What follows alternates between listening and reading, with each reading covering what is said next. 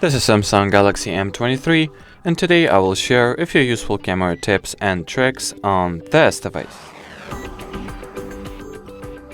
Begin by exploring what useful camera modes this phone has to offer. So I'll open the More section and begin with the Camera Pro mode.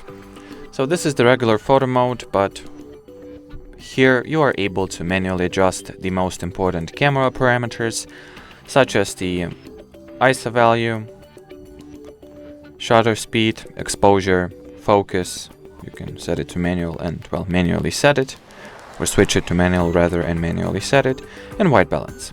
So if you are not satisfied with how camera treats those options automatically, you can always enable the Camera Pro mode and adjust them to fit your preferences, needs, or whatever is that you would like to capture. Then here you also find the single take mode that allows you to start recording a 10-second video. If you would like to, well, just press the record button and record for 10 seconds without having to manually stop the video. Maybe someone will find this option useful, hopefully.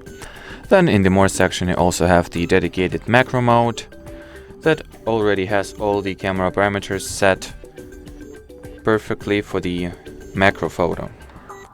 So hold your camera lens within 3 to 5 centimeters from the object you would like to capture, and that's what the macro photo looks like, kinda.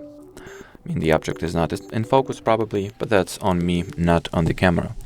Now if you'll go into your camera settings, you will find a bunch of useful options. Before that, I need to return to the photo mode here.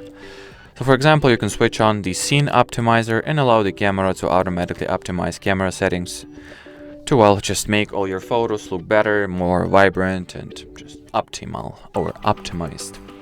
Here you can also switch on the scan QR codes option, and once enabled it will automatically detect QR codes inside the camera viewfinder, and you can, well, scan them that way without having to install or use any third-party apps or Google Lens perhaps. Just open your regular default camera and, well, scan a QR code.